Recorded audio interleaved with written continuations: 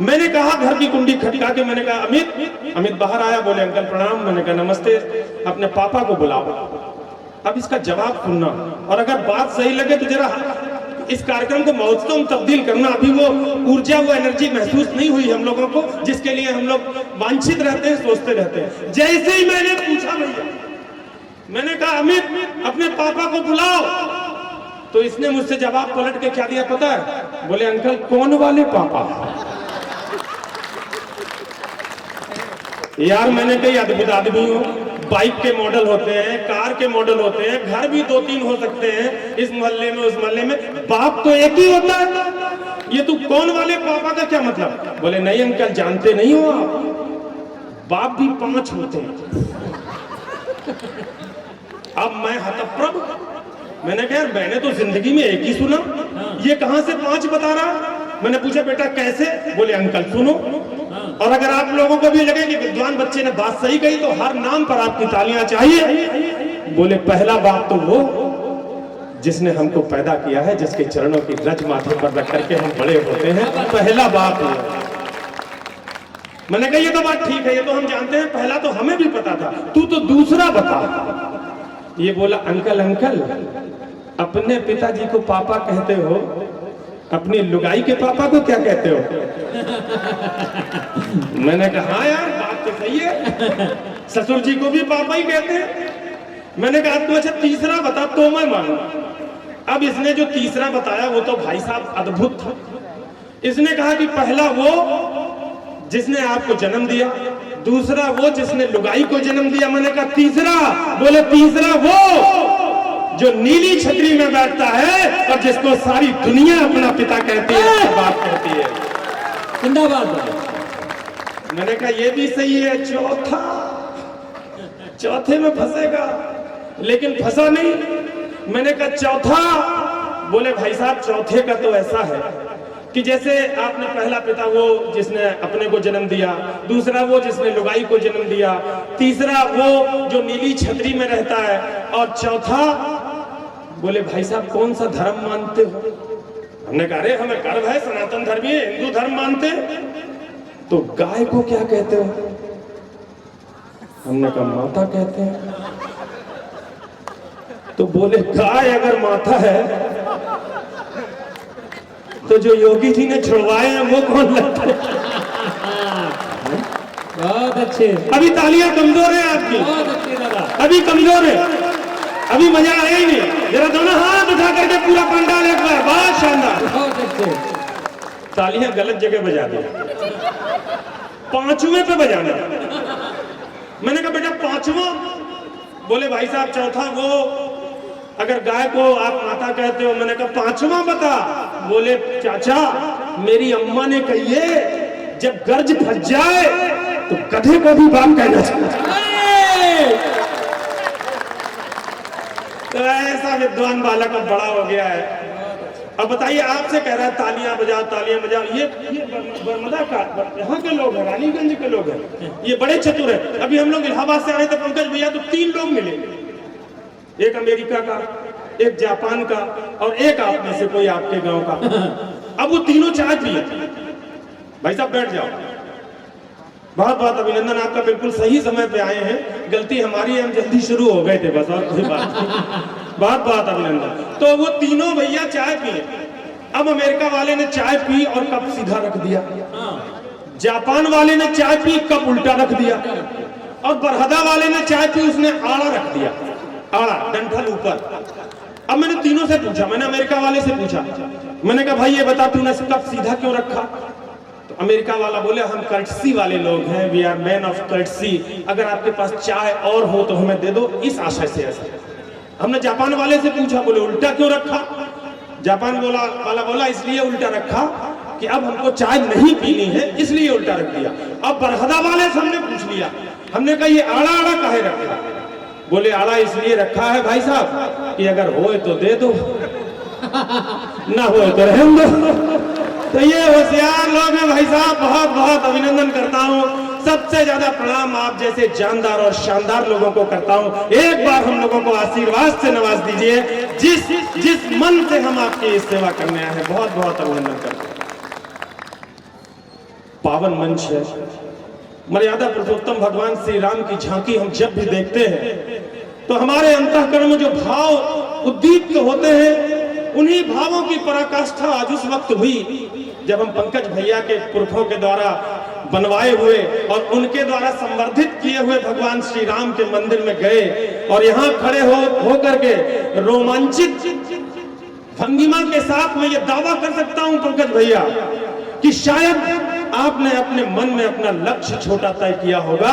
मर्यादा पुरुषोत्तम भगवान श्री राम का विग्रह जिस प्रकार से विराजमान है, आपका लक्ष्य विधायक बनने का है ही नहीं, आपका लक्ष्य उत्तर प्रदेश का प्रतिनिधित्व करने का है ही नहीं। आज ये ब्राह्मण बालक दोनों हाथ उठा करके घोषणा करना चाहता है, आने वाले समय में आप संसद में हमारा प्रतिनिधित्व करेंगे, सांसद के रूप में हमारे बीच में। तो प्रेम आपने पाया।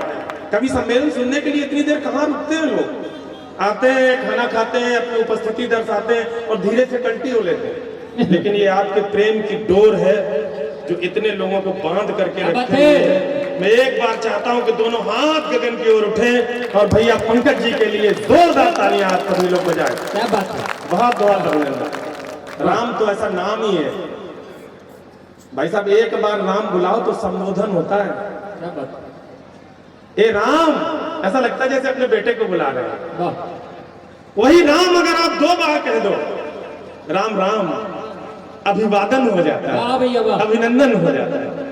उसी राम को आप 3 बार कह दो राम राम राम, संवेदन हो जाता है। वाह, किसी के साथ कोई अनहोनी हो तो हम यही कहते हैं राम राम राम, अच्छा नहीं हुआ। और राम के नाम में ही वो महत्ता है कि जब हम राम 4 बार कह देते हैं राम राम राम राम, तो वो संकीर्तन हो जाता है। ऐसे भगवान मर्यादा जय श्री राम। राम का नाम खुद ही महाकाव्य है। बड़े कवि ने कहा राम का नाम खुद ही महाकाव्य है, कोई बन जाए कवि सहज संभाव्य है, कोई बन जाए कवि सहज संभाव्य है।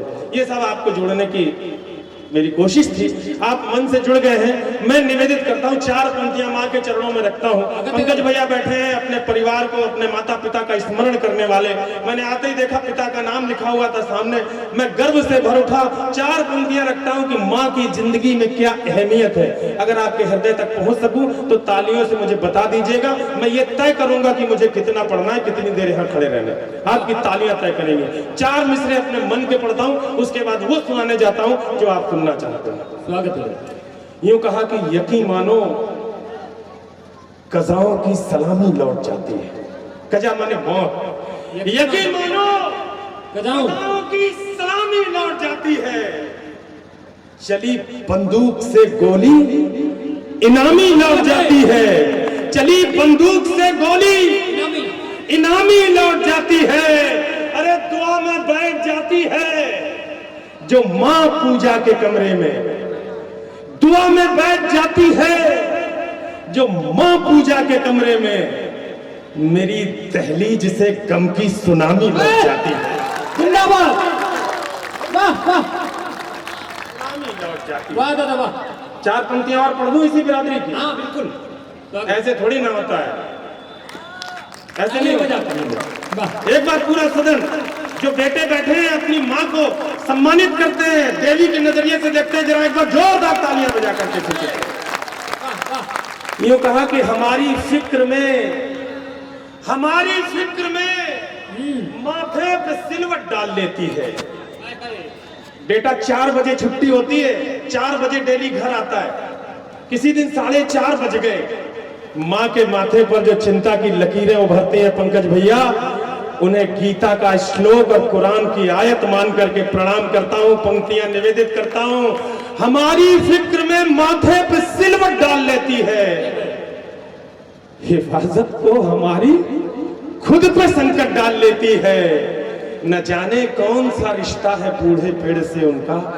पंक्तियां जरा सलीके से सुन लेना, बाकी तो मैं आपको जबरदस्ती सुना दूंगा। ये पंक्तियां भावना की कोमल पंक्तियां, अगर आपने कभी ये मंजर देखा हो, मेरे गांव में मेरे बाबा ने एक पेड़ लगाया था पंकज भैया। मैं छोटा था तो माँ तर्जनी पकड़ के ले जाया करती थी और उस पेड़ के नीचे जब निकलती थी तो सिर पर पल्लू कर लिया करती थी, आंचल कर लिया करती थी। मैं आज तक रिश्ता नहीं समझ पाया कि बाबा के लगाए पेड़ से मेरी माँ का रिश्ता क्या था। उस अंचल को देख करके 24 साल बाद जो पंक्तियां लिखी निवेदित करता हूँ। हमारी फिक्र में माथे पे सिलवट डाल देती है, हिफाजत को हमारी खुद पे संकट डाल लेती है। न जाने कौन सा रिश्ता है बूढ़े पेड़ से उनका, यहाँ से माँ गुजरती है तो घूंघट डाल देती है। यहाँ से माँ गुजरती है, क्या दृश्य है, वाह वाह वाह वाह दादा। यहाँ से माँ गुजरती है तो घूंघट डाल लेती है। पंकज भैया 4 पंक्तियां और आपको समर्पित करना चाहता हूं। आप कोई नहीं बल्कि इस पूरे पंडाल में जितने भी खुददार लोग बैठे हुए हैं, अगर लगे कि अजय अंजाम ने आपके दिल की बात कह दी तो आपकी तालियां एक बार फिर से मांगे। स्वागत है। अगर जिंदगी की सच्चाई लगे तो बस मुझे आशीर्वाद दे देना। सुनिएगा, स्वागत है। रिश्तों के तजुर्बात की सूरत बनी है अब,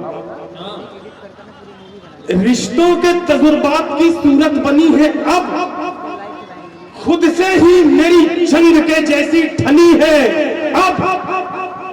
मैंने ही खानदान के खातिर ली दुश्मनी, मैंने ही खानदान के खातिर ली दुश्मनी, मुझसे ही खानदान भर की दुश्मनी है अब, मुझसे ही खानदान भर की दुश्मनी है अब।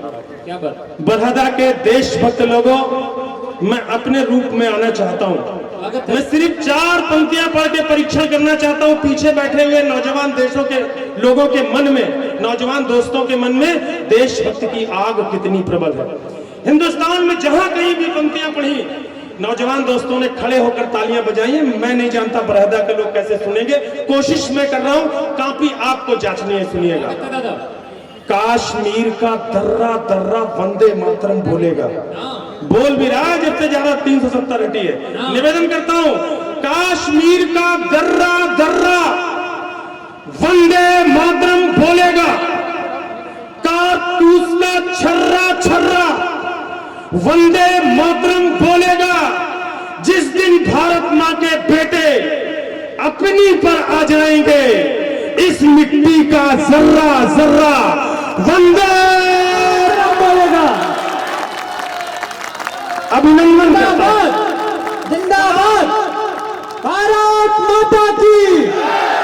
वाह वाह वाह वाह। अभिनंदन करता हूं, सलाम करता हूं, प्रणाम करता हूं। इतने बढ़िया श्रोता, महानगरों में कवि सम्मेलन हम लोग पढ़ते हैं लेकिन लोग हाथ बांध के बैठे रहते हैं। आज आपने जो पंक्तियों की रक्षा की है, मैं कहता हूं इस हिंदुस्तान में या तो कविता के आयोजन बंद हो जाए या वहां सामने बैठने वाले श्रोता आप जैसे शानदार, तब कविता पढ़ने का मन है। क्या बात है। 4 पंक्तियां और पढ़ दूं इसी तेवर की। स्वागत। ऐसे नहीं पढ़ूंगा, आवाज जोर वाली चाहिए। स्वागत है। स्वागत। इस देश में कुछ लोग कहते हैं कलेजे पर चाकू रख दो, हम भारत माता की जय नहीं बोलेंगे। कौन कहता है भाई साहब? कोई कहता है? कौन कहता है? अबे डरते हो क्या यार नौजवान दोस्तों?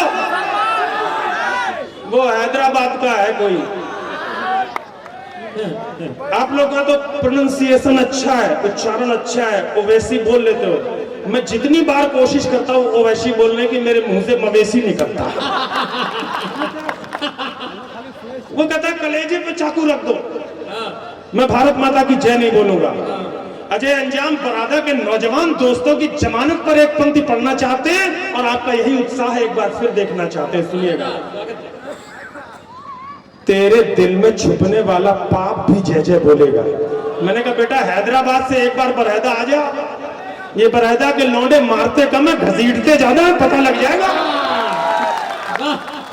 तेरे दिल में छुपने वाला पाप भी जय जय बोलेगा और काल पर पड़ जाएगा, छाप भी जय जय बोलेगा।